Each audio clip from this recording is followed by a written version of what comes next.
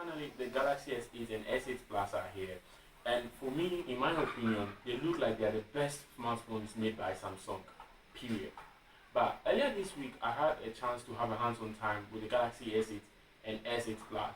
And these are my impressions, or what I would say I like and dislike about the newest smartphones by Samsung.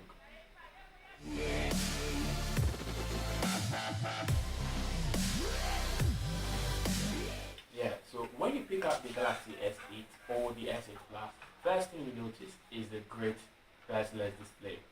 This time around, Samsung is calling the infinity display or the infinity display, meaning you don't see the end of the side bezels. The screen goes all the way or bends all the way down into the body, the glass body. So the Galaxy S8 and S8 Plus comes in a 5.8-inch display and a 6.2-inch display respectively. Both are using Gorilla Glass 5, which bends side into all body glass. I got to say, the display blends with the rest of the phone very well. You think they are both of the same piece, like say the screen and the phone body is the same thing, but then it's not. And did I say glass? This glass being glass means it's one super attractive to your fingerprints. Like you have scratches and fingerprints all over it, which will make it very ugly. Like my experience at the shop earlier this week. And it's super fragile. Say if you have to drop it, you're either going to get scratches on it or you're going to crack the screen. But overall, I would say design, they nailed it. Display, they also nailed it, because it's also breathable under the sun. And this time around, with a very great display, they also had to sacrifice some things like the well-known or traditional Samsung navigational bars. That is the the fingerprint scanner and then the hold button. This time around, they moved it to the screen and the fingerprint scanner to the rear beside the camera, which I'm not a fan of. So an interesting thing about the Samsung Galaxy S8 and S8 Plus's displays are it comes out with an 18.5:9 aspect ratio. That's the second device we're seeing this year, apart from the Galaxy or apart from the LG G6. What makes this special is most of our television sets, our laptops and phones, almost every display until this year comes out at a 16.9 aspect ratio display. So with this aspect ratio display, we get to have more things displayed on the screen than ever before. And this time around, with this screen and smaller bezel, smaller chins and no bezels at all, Samsung finally decided to put the navigation bars on the screen. One thing I've been waiting for a long time now. So Samsung, with their traditional Samsung button placements on the screen, and the home button is actually force touch. So when you're in an app and the app decides to not display the home button, you can still press where you think it is, then it will still work. And just like the iPhone did with their home button on the iPhone 7. So with all these upgrades, Android 7, great display, new aspect ratio, great software and everything, Samsung actually decided to repeat the same camera they brought in the S7.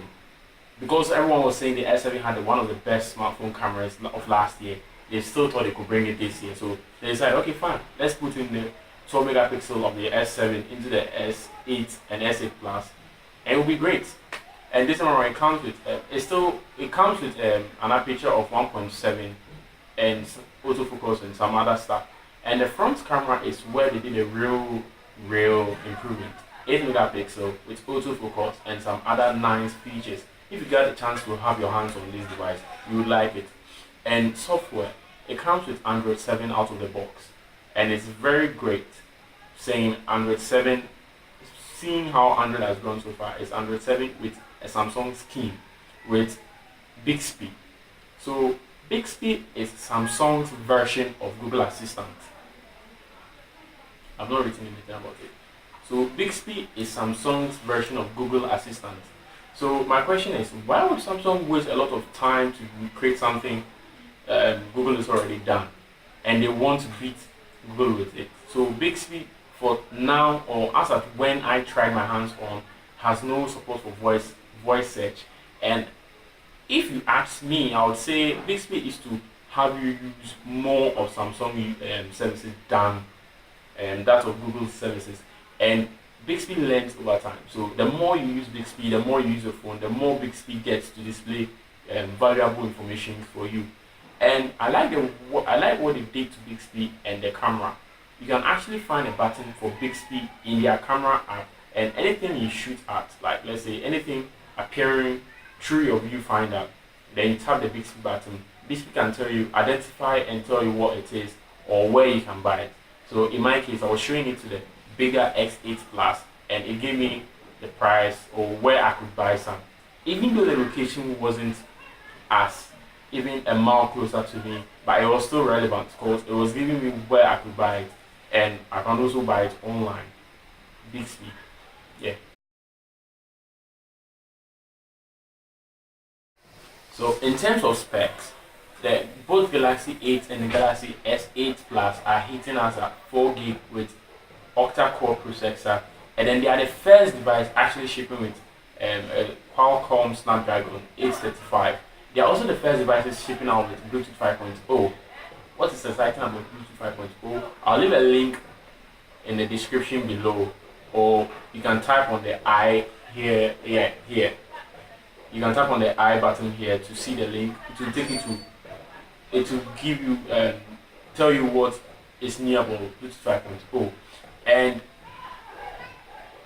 And they both come at 3000 mAh and 3005 mAh, like 3500 mAh respectively. That's the S8 comes at 3000 mAh, and then S8 Plus comes at 3500 mAh, and they both come with are shipping with 64 gigs of expandable storage, and yeah, close. Then again, this year's S8 and S8 Plus you can take it to the poolside and swim because it's IP67 certified, so it's waterproof and dust proof too, water resistant and dust resistant.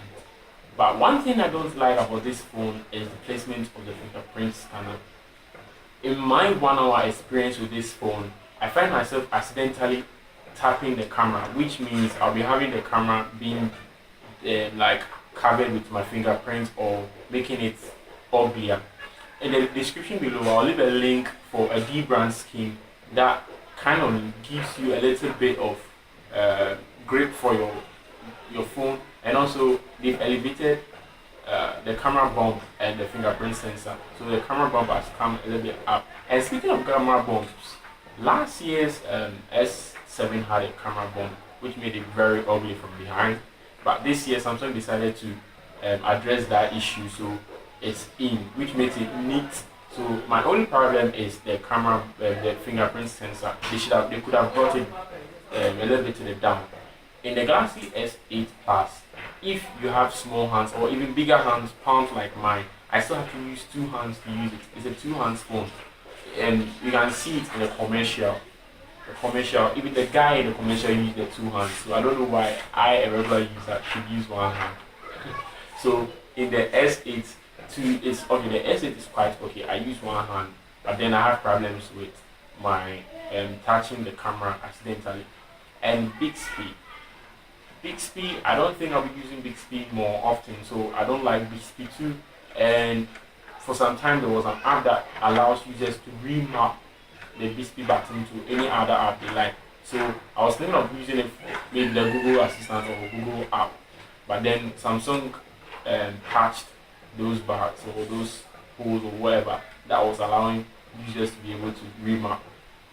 But if you like this video, give me a thumbs up and don't forget to subscribe to my channel so I get more videos like this one.